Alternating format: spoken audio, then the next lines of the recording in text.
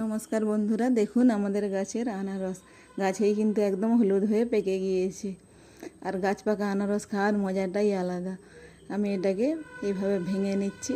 আর দেখুন সাইড দিয়ে কতগুলো কট বেরিয়েছে। এগুলো আমি কিন্তু হাত দিয়ে ভেঙে নেব, পরে অন্য ক্যারেটে এগুলো লাগিয়ে দেব। আমি কিন্তু আনারসগুলো সবজির খোসা দিয়ে ক্যারেটেই লাগাই। আর একটা একটা ক্যারেটে দুটো তিনটে করে আনারস হয়। দেখুন এখানেও একটা ছিল, আমি এক সপ্তাহ আগে ভেঙে নিয়েছি। আপনারাও কিন্তু ছাদ বাগানে এইভাবে আনারস লাগাতে পারেন। আর আনারস কাটার ভয়ে কিন্তু অনেকে খেতে চায় না। চলুন আজ খুব সহজ পদ্ধতিতে আপনাদেরকে আনারস কেটে দেখাচ্ছি। প্রথমে আনারসটা ধুয়ে নিয়ে এইভাবে 4 টুকরো করে কেটে নিচ্ছি। আর দু মাথাটা এরকম বাদ দিয়ে খোসাগুলো ভালো করে ছাড়িয়ে নিচ্ছি। খোসা ছাড়ানোর পর দেখুন চোখগুলো কিন্তু লাইন করে সাজানো আছে। এই লাইনের সোজা সোজাই কিন্তু আমি মটি দিয়ে পিস পিস করে কেটে নিচ্ছি। তাহলে দু সাইডেই দেখুন চোখগুলো অর্ধেক অর্ধেক কাটা হয়ে গেছে। এবার খুব সহজেই ছুরি বা বটির সাহায্যে সাইডগুলো একটু চেঁচে নিলেই কিন্তু চোখগুলো সুন্দরভাবে বাদ চলে যাবে। আপনারা চাইলে কিন্তু এটা ছুরি দিয়েও কাটতে পারেন। আমি পুরো আনারসটা এভাবে কেটে নিচ্ছি। আর খেয়াল রাখবেন উপরে সিটটা কিন্তু বাদ দিয়ে দিবেন, তা না হলে কিন্তু খেতে ভালো লাগবে না।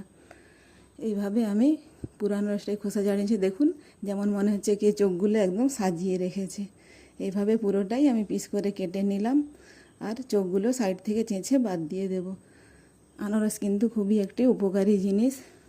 এটা হজমে সাহায্য করে, এতে ভিটামিন সি থাকে।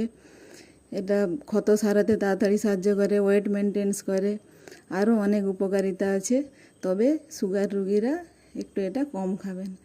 দেখুন এইভাবে আনারসের চোখগুলো কিন্তু সহজেই উঠে চলে আসছে। এটা কিন্তু 5 থেকে 10 মিনিট লাগে একটা গোটা আনারস কাটতে। এইভাবে এখানে আমি সব চোখগুলোই বাদ দিয়ে দিচ্ছি। এবার ছোট ছোট টুকরো করে আমি এগুলো একটা বাটিতে নিয়ে একটু লবণ দিয়ে মেখে নেব। গাছ পাকা আনারস কিন্তু কাঁচাই খাওয়া যায়, লবণ না দিলেও ভালো লাগে, কিন্তু লবণ দিলে এর টেস্টটা কিন্তু দুগুণ বেড়ে যায় একদম। আপনারা এইভাবেও খেতে পারেন কাঁচা, আবার এটাকে জুস বানিয়েও খেতে পারেন।